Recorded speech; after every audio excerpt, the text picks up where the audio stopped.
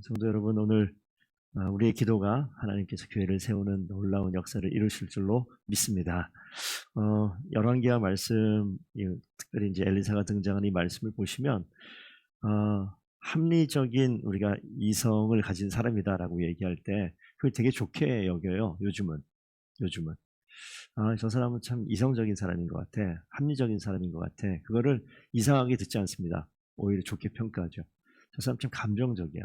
저 사람 글쎄, 너무 빠졌어. 뭐 이런 이야기 하는 걸 이렇게 놓고 평가하면, 좀 더 이성적이고 합리적인 상황 속에서 좀 사리분별을 하는 게 좀 괜찮은 사람인 듯 이제 보이는 것이죠. 뭐 그게 나쁘다는 이야기 아닙니다. 더본교회가 정말 하나님 앞에서 하나님이 평가하시기에 지적인 지성과 영성을 겸비한 그런 성도들이 있는 교회가 되기를 바랍니다. 지성이라는 것은 합리적인 이성도 필요하겠죠. 성경을 보게 되면 이걸 읽고 이해할 수 있는 지혜도 필요할 것이고, 하나님이 말씀하시면 그 말씀 앞에 마음의 깊숙한 곳에 분명한 결단을 하고 하나님의 말씀을 그대로 믿는 그러한 하나님 말씀에 기반한 영성도 분명히 필요합니다.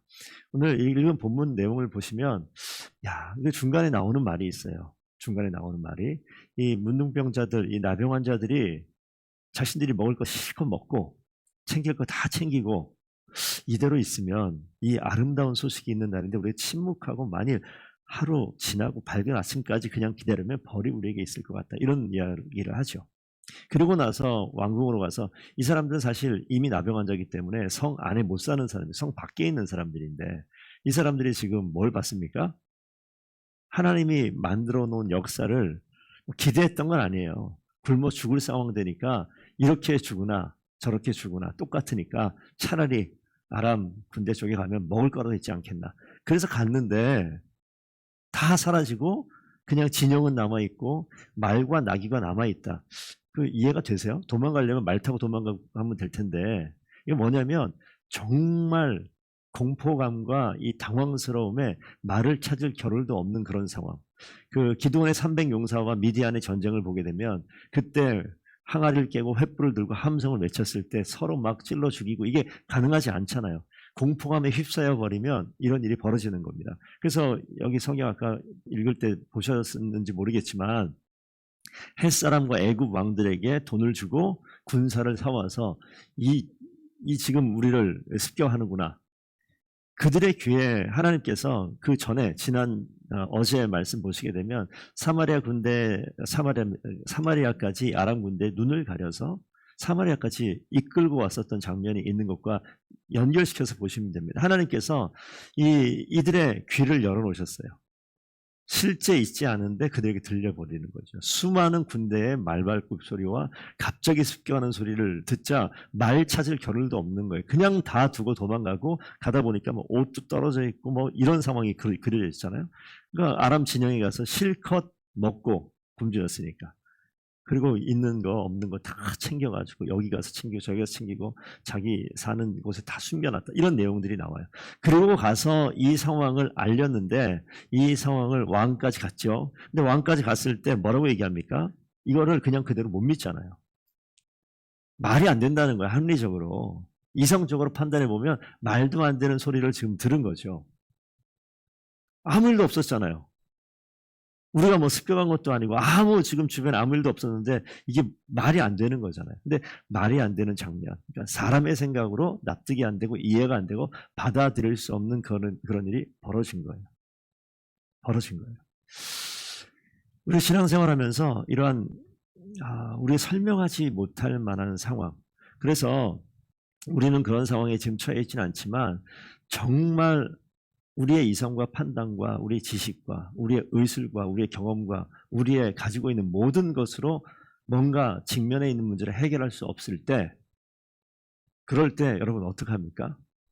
뭐 이렇게도 안 되고 저렇게도 안 되니까 기도라도 해볼까? 이렇게 접근하는 경우도 있어요. 하나님께서 주신 믿음이 너무 견고하고 확고하고 하나님에 대한 분명한 신앙의 중심이 있는 분들은 그렇게 되기 전에 기도하는 분들도 있어요.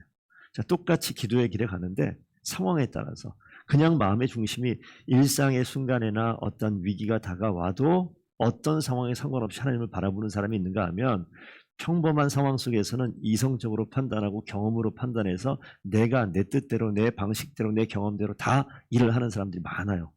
교회 안에. 하지만 하나님을 찾는 것은 어디에 찾냐면 국한되어 있습니다. 요일로 따지면 주일날은 하나님의 날이고 월요일부터 토요일은 나의 날이고 이렇게 분리되어 있는 사람이 되게 많아요.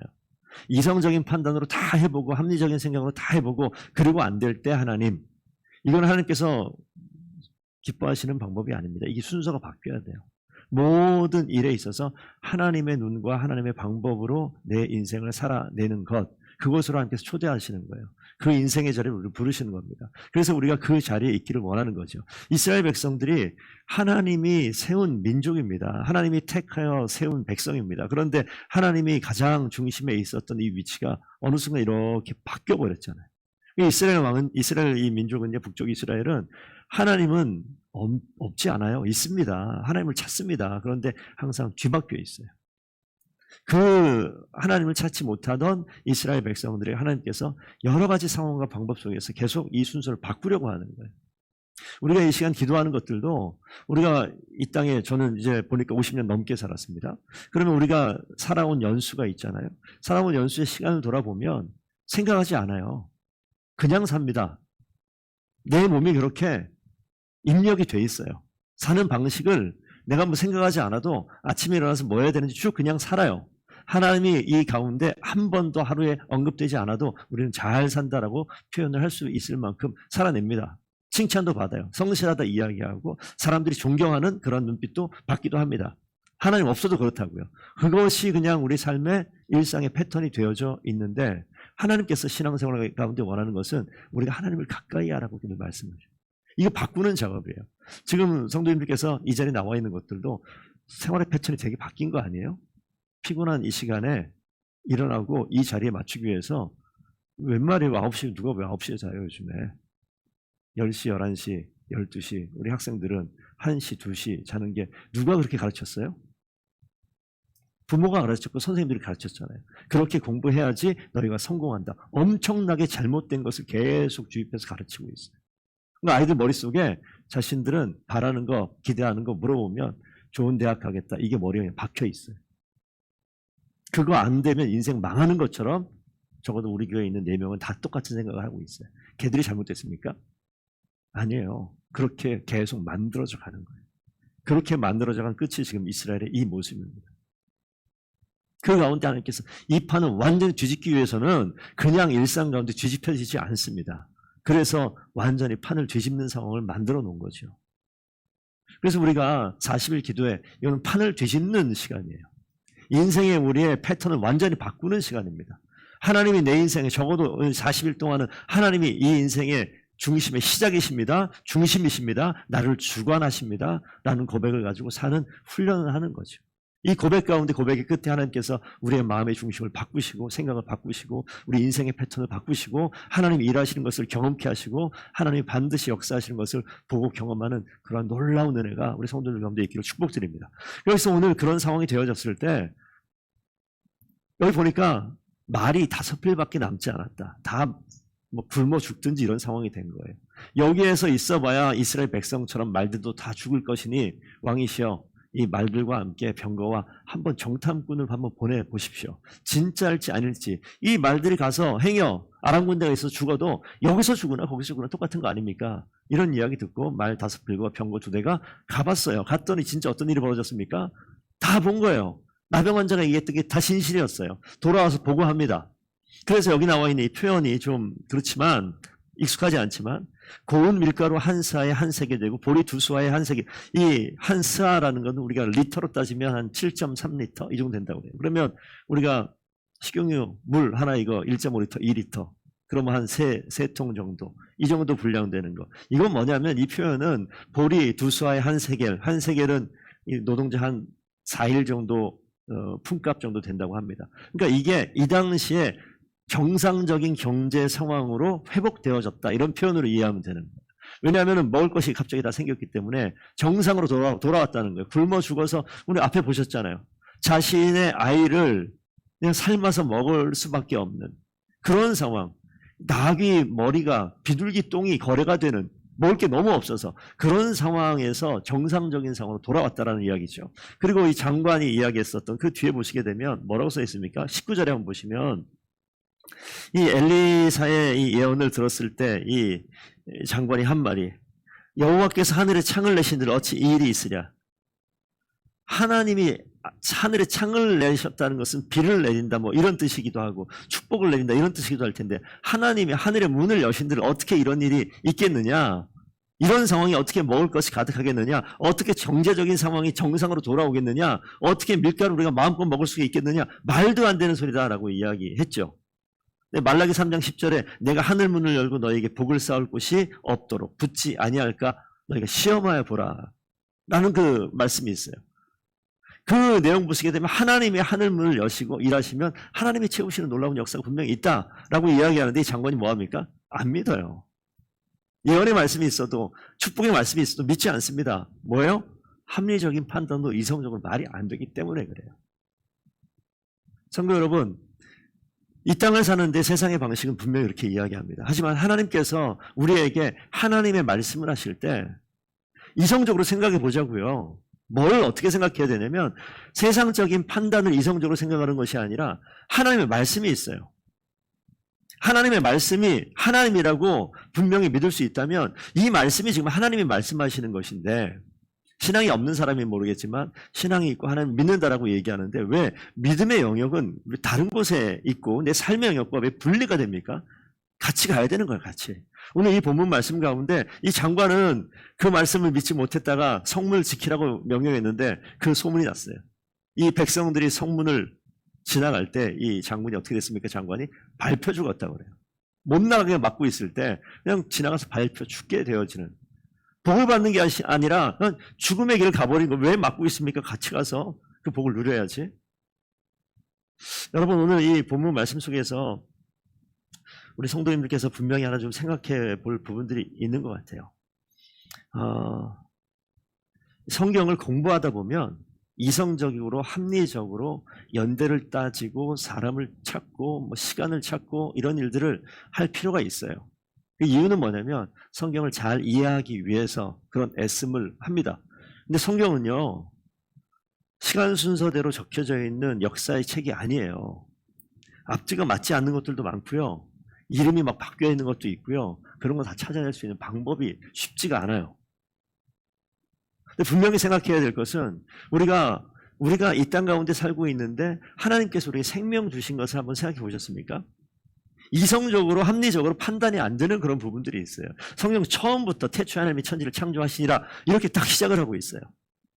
하나님께서 요구하시는 것은 믿음이에요. 믿음. 믿음으로부터 시작이 되어지면 그 믿음의 눈으로 세상을 바라보느냐 아니면 내 머리의 눈으로 세상을 바라보느냐 이 시작을 먼저 딱 선포하고 시작합니다. 우리 아이들이 태어나서 나를 보고 엄마라고 아빠라고 부르는 때가 있잖아요. 말을 하기 시작하게 되면 이미 행동으로는 엄마 아빠로 인정하지만 어느 순간 말이 입이 탁 튀어서 말하기 시작할 때 엄마 아빠라는 단어를 이야기하기 시작하는데 걔들이 뭘 가지고 나를 엄마라고 아빠라고 불러요? 분석했습니까? DNA 조사했나요? 호적을 떼봤어요? 아무것도 없어요. 함께 가까이 있었던 것 때문에 나를 지키는 것을 경험했기 때문에 나를 먹이시고 입히시는 것을 다 알기 때문에 그거 어떻게 표현합니까? 나를 아빠라고 불러주고 엄마라고 불러줘요. 우리가 하나님을 아버지로 부르고 어머니로 우리 부모로 이렇게 인식하지 못하는 가장 가까이 있는 나를 살리시는 분으로 인식하지 못하는 것은 제가 생각해 보니까 왜 그렇게 못할까? 가까이 없어서 그래요. 하나님 여기 있고요. 나는 여기 있어요. 나를 살리는 게 하나님이 아니라 돈이었어요. 나를 살리는 게 회사였어요. 나를 살리는 게 일터였어요. 하나님은요? 없어요. 그러니까 나에게 하나님은 누구예요? 돈이에요. 나의 하나님은요? 일터예요. 나의 하나님은요? 이쪽에 있어요. 그런 사람에게 갑자기 하나님이 너를 살리셔 말이 안 되는 거예요. 왜 그렇습니까?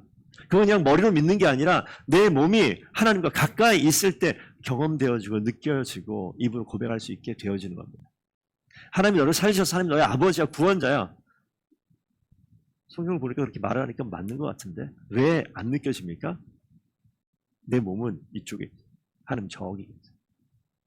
하나님을 가까이함이 내게 복이라라고 이야기하는 것은 하나님을 가까이 하시면 기적이 나타나고 내 가운데 재물의 축복이 나타나고 이런 것들을 생각할 수 있는데 나는 그런 건 별로 믿지 않고요. 이렇게 이야기할 일이 아니라 재물을 바라고 내가 잘 되면 바라는 게 아니라 우리가 알잖아요. 사람이잖아요. 인격적인 존재잖아요. 가까이 있게 되면 친밀하게 되는 거 우리가 알잖아요. 말을 섞게 되어지면 저 사람을 이해하잖아요. 감정이 섞이게 되면 이해가 안 돼도 몸이 움직이잖아요.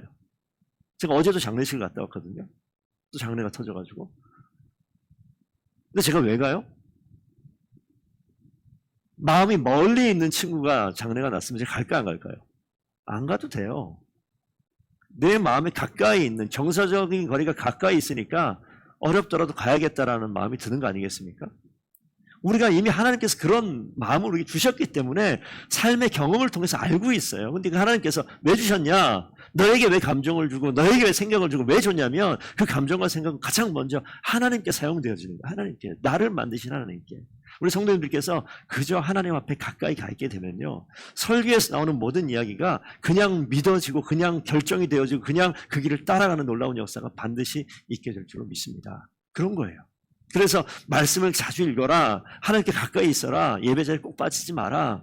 항상 기도에 힘써라. 이런 이야기들은 뭐냐면 하나님께 가까이 가서 그 하나님을 경험할 수 있는 그 환경 가운데 있게 되어질 때 설교로 인해서 유익이 있겠죠. 이 많은 유익 중에 하나가 설교예요. 그 많은 유익 중에 하나가 성경을 가까이 하는 거예요. 그 많은 유익 중에 하나가 기도를 가까이 하는 거예요. 왜 그렇습니까? 하나님께 가까이 가서 하나님을 정말 제대로 만나고 느끼라고 말씀하시는 거예요. 이 기적을 베푸는 것도 하나님이 말씀한 그대로 선지자가 말한 그대로 진짜 하나님이 여호와 하나님 아니냐라는 것을 계속해서 보여주는 거예요. 이것을 계속 초대하는 겁니다. 가까이 오라고. 거기 있을 때 산다고. 실제 살잖아요.